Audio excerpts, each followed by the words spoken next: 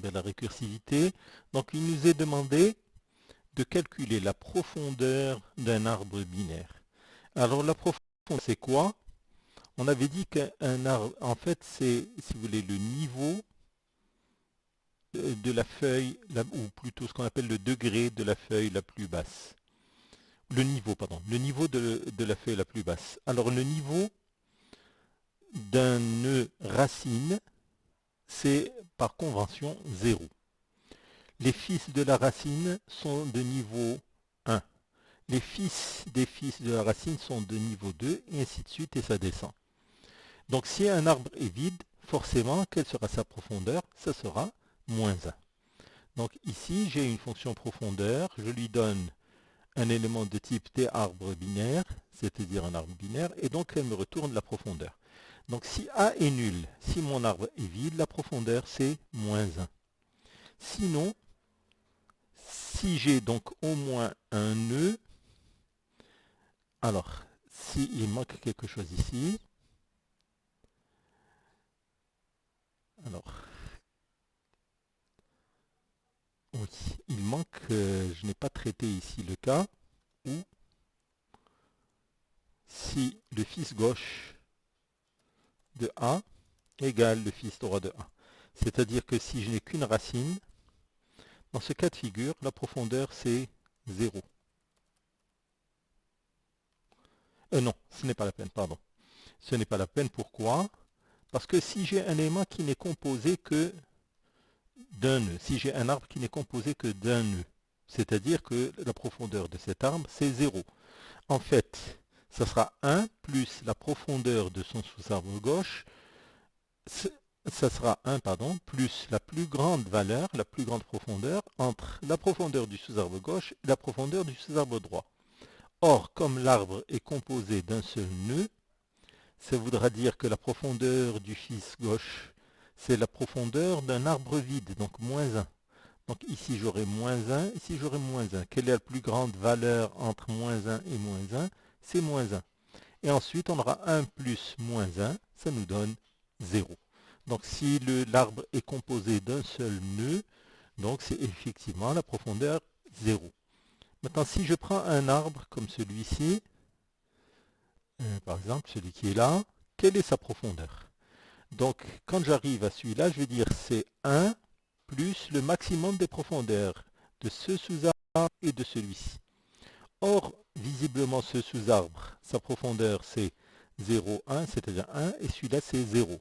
Donc le max entre 1 et 0 c'est 1, plus le 1 ici, donc la profondeur de tout l'arbre c'est 2.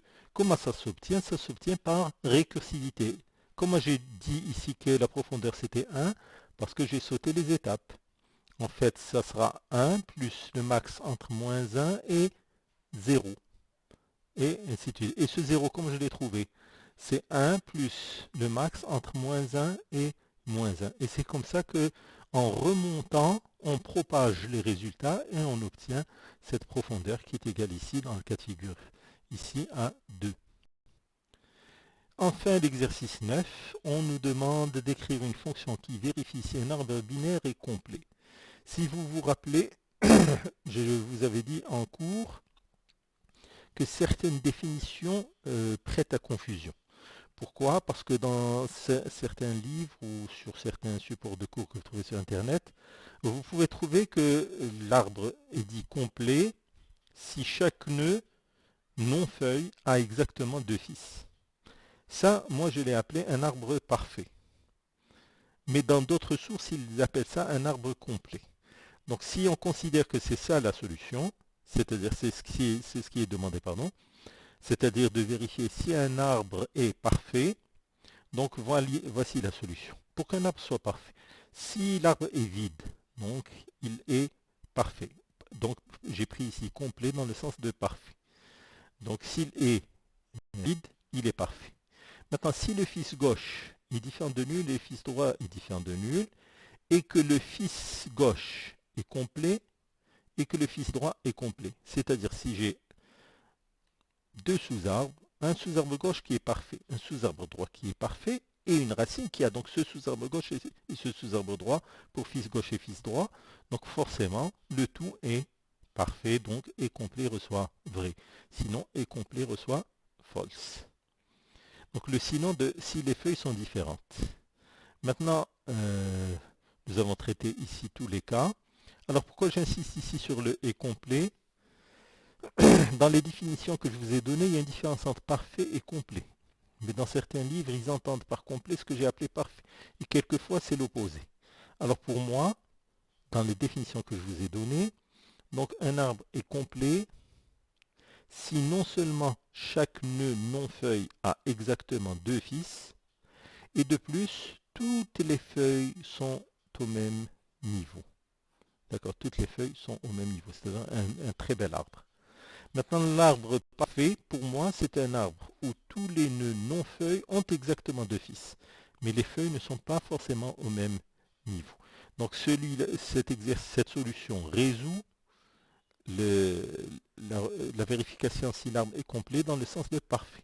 Maintenant, s'il faut vérifier les deux choses, il faudrait vérifier que toutes les branches de l'arbre ont la même profondeur. Et donc ça, c'est un travail un petit peu plus compliqué que je laisse à une autre fois.